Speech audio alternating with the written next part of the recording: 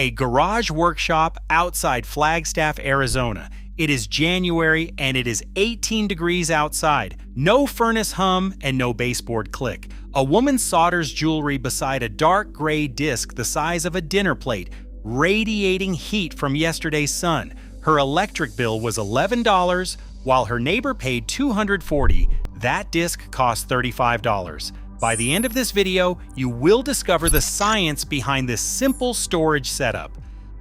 I did not believe her when I first read the forum post. A retired masonry contractor outside Flagstaff claiming she heated a 900 square foot workshop through mountain winters using nothing but homemade stone discs and sunlight. No grid connection, no propane, no baseboard heaters, no duct work. The post had blurry photos and hand-sketched diagrams and every reason to be dismissed, but the numbers she reported held up month after month and nobody in the thread could break them. So last February, I drove 6 hours north to see for myself. What I found was not complicated. It was embarrassingly simple. 6 dark gray discs sat on a heavy wooden shelf inside the workshop. Each one measured roughly 12 inches across and 4 inches thick. 3 were carved soapstone. 3 were dense concrete with tiny wax capsules mixed into the pour. On the south wall, she had mounted a homemade solar air collector. It was a plywood box with a glass face, a black painted aluminum plate inside, and a small 12-volt fan pushing heated air across the discs. A 120-watt solar panel on the roof powered that fan, nothing else. I placed my own thermometer on the soapstone surface at 4 in the afternoon. 158 degrees after a full day of winter sun. I came back the next morning at 6. The discs still read 97 degrees. The workshop air temperature had held at 62 overnight, 18 degrees outside. No heater was running, not one. Her total material cost for 6 discs plus the collector was $270. She built the system in 2016. She had not replaced a single component in 8 years. Not the fan, not the glass, not one disc. The stone does not wear out. There is nothing to wear out. She did not invent this. She learned it from a passive solar building group that had been meeting in northern Arizona since 1981. Old-timers, retired engineers, former architecture students who remembered when this knowledge was standard. She told me how researchers at ME molecular films that store solar energy for decades without a single wire, capturing the exact same heat on demand principles she built into her workshop layout. That high-tech research was published and celebrated, yet it rarely crosses over into residential building discussions.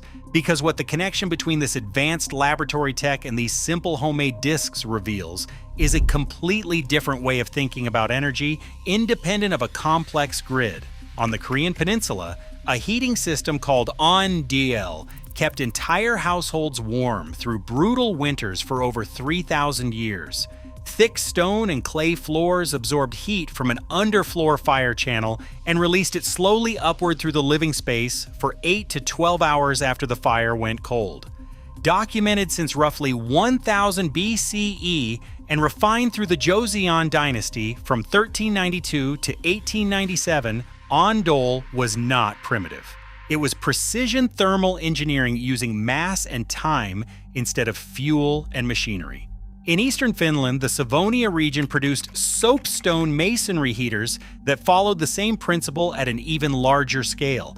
A single intense fire heated a massive soapstone core weighing over 1,000 pounds. That core then radiated warmth for 12 to 24 hours. Soapstone holds nearly twice the heat energy per pound as standard concrete. Finnish families have heated homes this way since at least the 1600s. The modern Tuulikivi company has manufactured these stoves continuously since 1982. The physics never stopped working. People just stopped being taught that it existed. In 2014 at MIT in Cambridge, Massachusetts, Professor Jeffrey Grossman began publishing groundbreaking research on materials that can store solar energy for up to 40 years without a single wire. Grossman's lab developed molecular films using specialized compounds bonded to carbon nanotube substrates. These molecules change shape when they absorb sunlight, storing energy directly in their chemical bonds without any electrical current. When triggered, they snap back to their original shape and release that stored energy entirely as heat, with zero degradation over decades. His results were published in top journals between 2014 and 2021, proving that we can store the sun's energy purely as heat without an electrochemical decay cycle. A polymer film that absorbs sunlight and releases heat on command is peer-reviewed MIT reality, showing just how powerful direct thermal storage can be. At the Fraunhofer Institute for Solar Energy Systems in Freiburg, Germany, researchers confirmed what Grossman's work implied. Micro-encapsulated phase change materials embedded in concrete and ceramic store 5 to 14 times more thermal energy per unit volume than standard concrete across the same temperature range. The Bavarian Center for Applied Energy Research tested sodium acetate trihydrate systems for seasonal heat storage. The science converged from 3 continents. Korea proved it worked for millennia. Finland proved it worked for centuries. MIT proved why it worked at the atomic level. Germany proved it could be manufactured into building materials today. Every piece of this research was published, peer-reviewed, and available to anyone willing to read it. And then something happened. The year was 1985. What disappeared from the American Building Code after that year is the part they never want you to look up.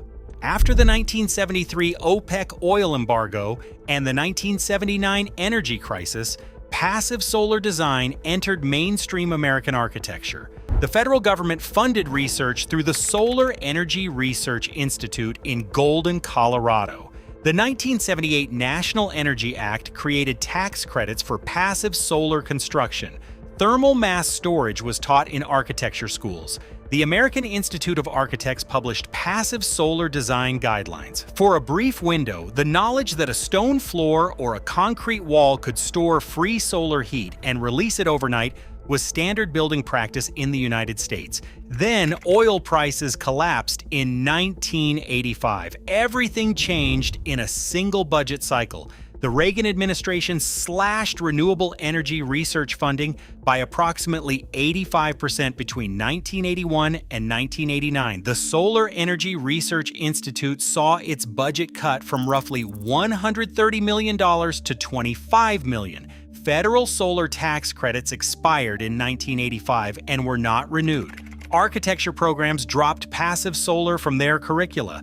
Builders stopped learning it. Within 5 years, an entire generation of contractors had never heard of thermal mass heating. But the real burial happened inside the code committees.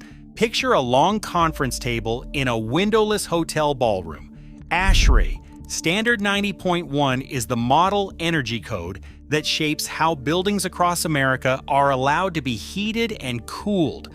The voting members on that committee include representatives of the companies that manufacture furnaces, heat pumps, compressors, and ductwork. The industry that profits from mechanical heating wrote the rules for how buildings are required to be heated, and the rules they wrote required their product. Passive solar thermal mass credits were not banned. They were quietly marginalized in compliance pathways until no architect, no builder, and no code inspector remembered they were ever there. Nobody needed to ban thermal mass storage. They just needed to stop talking about it. One generation of silence was enough. The American HVAC industry generates over $130 billion annually. Equipment is engineered for 15 to 20-year replacement cycles. Families open utility bills at kitchen tables every month and set them face down. A homeowner replaces their heating system 2 to 4 times across a typical ownership span. Every thermal disc installed in a south-facing room is an HVAC sale that never happens. A product that never breaks destroys the business model that depends on the product breaking.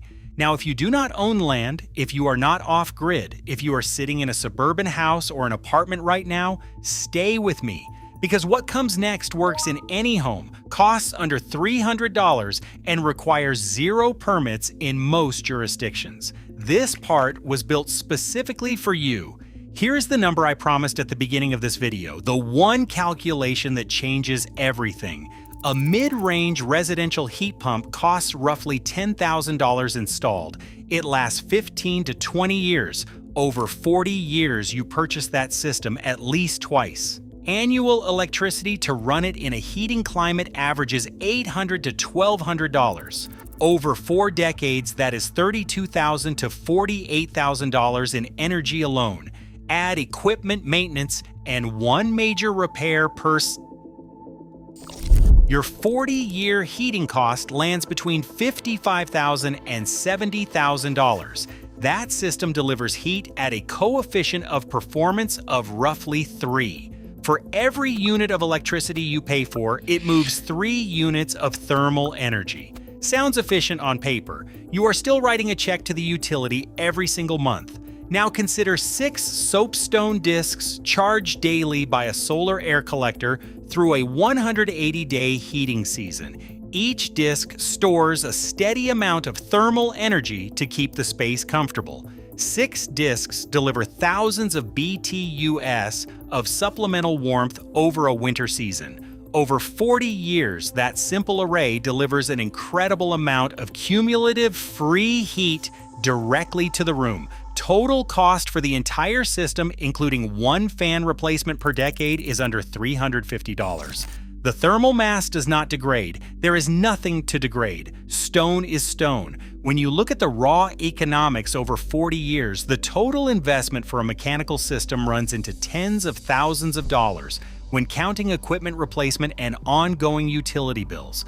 For the passive thermal array, your primary investment is just the modest cost of the materials up front, which keep working for decades with virtually no maintenance costs. That is a massive financial gap, and it highlights exactly why long-term passive systems represent an entirely different economic model than traditional utility-dependent heating. Now, those 6 discs are not heating a 4-bedroom house in February. They are heating a workshop, a studio, a single room, or a well-insulated cabin. But the cost per unit of heat delivered is not close. It is not in the same universe. That is the number. That is why they buried it. Here is how you build this yourself. You need 6 soapstone discs or tiles available from masonry suppliers or stone salvage yards at roughly $15 to $25 each. Alternatively, you can cast dense concrete discs in silicone molds with 15 to 20% micro-encapsulated paraffin wax mixed into the pour at roughly $10 to $20 per disc. You need a solar air collector built from a plywood box, single-pane tempered glass, black painted aluminum flashing, and weather stripping at $60 to $100 total. One small 12-volt brushless fan at $10 to $15. One 20-watt solar panel at $25 to $35. Insulated dryer hose or duct at $10 to $15. Total system cost runs $150 to $300 depending on disc count and collector size. The build follows 8 steps. First, build or purchase your solar air collector sized to fit a south-facing wall or window. Second, mount the collector on your south wall with the glass face angled toward maximum winter sun. Third, cast or purchase your thermal discs. If casting, mix dense concrete with micro-encapsulated phase change material at 15 to 20% by volume. Fourth, arrange the discs on a heavy-duty shelf inside the space you want to heat, positioned in the airflow path from the collector outlet. Fifth, connect the collector outlet to the disc shelf area with insulated duct. Sixth, wire the 12-volt fan directly to the solar panel. The fan runs only when the sun shines, self-regulating. Seventh, seal all collector and duct connections against air leaks. Eighth, allow the system to cycle for 2 to 3 sunny days to bring the discs to full thermal charge. 3 safety points you cannot skip. Soapstone and concrete discs at 150 to 160 degrees can burn skin on prolonged direct contact. Keep discs on a shelf or rack where they radiate freely but cannot be touched by children or pets. Solar air collectors must be vented. A sealed collector in direct summer sun can exceed 250 degrees internally. Include a bypass vent or a seasonal cover. If using phase change material in your concrete, use only micro-encapsulated paraffin, never raw paraffin. Raw paraffin is flammable. Micro-encapsulated phase change material in concrete is fire safe. 2 operating notes that will save you real trouble. Thermal mass storage works best in climates with strong daytime sun and cold nights. High desert, mountain west, plain states, and northern climates with clear winter skies. In consistently overcast, humid climates like the Pacific Northwest winter or the Gulf Coast, solar gain is insufficient and this system will underperform.